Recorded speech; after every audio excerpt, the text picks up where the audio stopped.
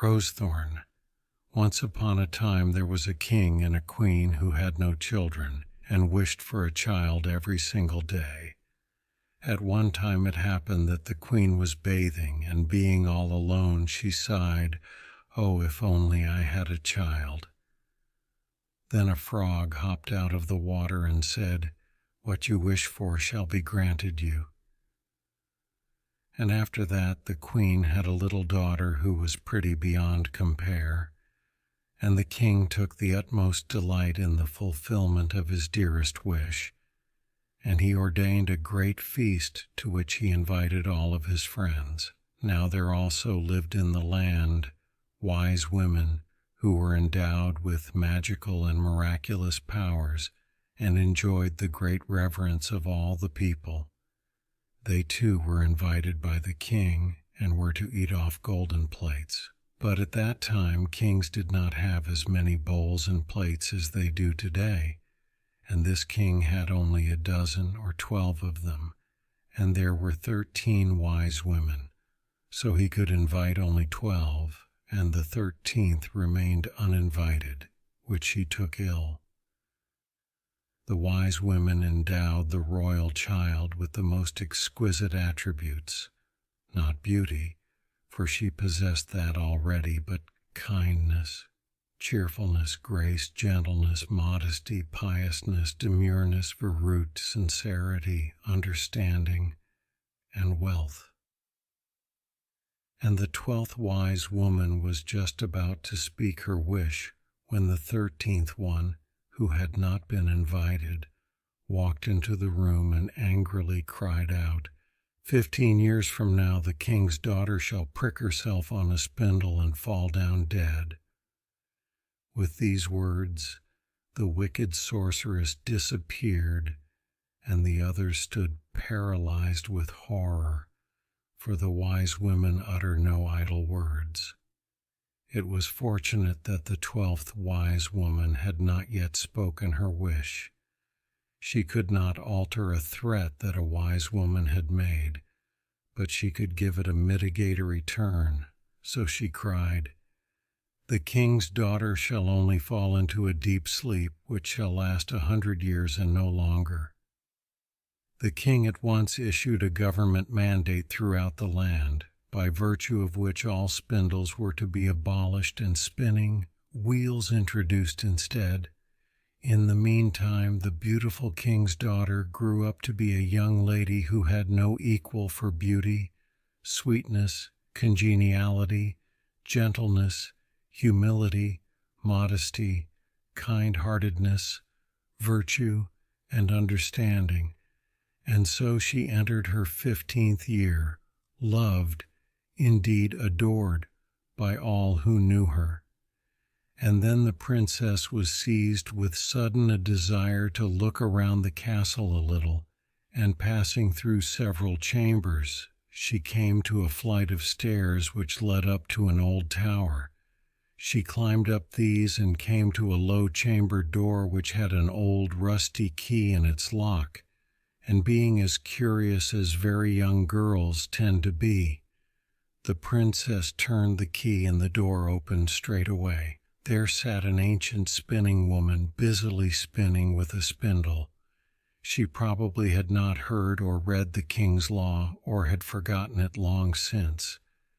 As it danced around and whirled up and down, the spindle gave the young king's daughter much pleasure. Wanting to spin herself, she made a grab at it and pricked herself, for this was the very day on which the enraged wise woman's prophecy was to be fulfilled. And the king's daughter fell down in a sleep, and the same sleep also came over the king and the queen and the entire castle. It must have been pretty boring there. The whole household fell asleep, from the major domo to the kitchen lad, whose hair the cook was that very moment tousling because of a blunder, ready to give him a box on the ear. And the cook and the waiter, the lady-in-waiting and the chambermaid, the whole kit and caboodle, the dog and the cat, why, the pigeons and sparrows on the roof, the peacocks and parrots, and even the flies on the wall. They all slept, and the fire on the range died down and fell asleep, and the wind also died down, and there was not a peep to be heard, not even the nibbling of a moose anywhere in the castle, for the mice too were asleep. And no more people came into the enchanted, slumbering chateau, around which a mighty hedge of thorns grew up, a few feet higher every year, until it had topped the highest tower so that not even the flag nor the weathercock could be seen any longer, and it was so thick that no living soul could work his way through it. And gradually all remembrance of the castle was lost, and there remained only a legend which ran that behind the thorns was a castle in which Rosethorn, the enchanted princess, was sleeping. How long she had been, how long she would be, no one knew. From time to time, king's sons did come and try to force their way through the hedge, but it was far too thick for them to succeed. They remained hopelessly entangled in the thorns and perished dismally. And now 100 years had passed, and the time had come for Rosethorn to awake, although no one knew this for certain, and another prince came, and he heard the tale of the sleeping Rosethorn from the mouth of an old man who assured him of its truth, for his father and great-grandfather had often told him about it. And the old man had to take the king's son to the notorious hedge of thorns, and that happened precisely 100 years to the day on which Rosethorn had fallen into her enchanted sleep. And the hedge of thorns was covered all over with roses, which had not been the case in living memory, and the king's son could walk freely through the hedge. No thorn touched his clothes, but the hedge closed behind him as he passed, and then he found everything intact. No wind had blown, no rain had dampened. The century had flown over the heads of the slumberers as softly as a swan over a placid lake full of dreaming water lilies. They were sleeping still, all the flies and all the mice. They were sleeping cock and hen, cat and dog, maid and lady's maid, chamberlain and page, and king and queen as well. The prince observed all this in great amazement. Then he went up into the tower and came into the chamber where sweet Rosethorn was lying, and sleeping so softly, sublimely encompassed with the halo of her innocence and the radiance of her beauty.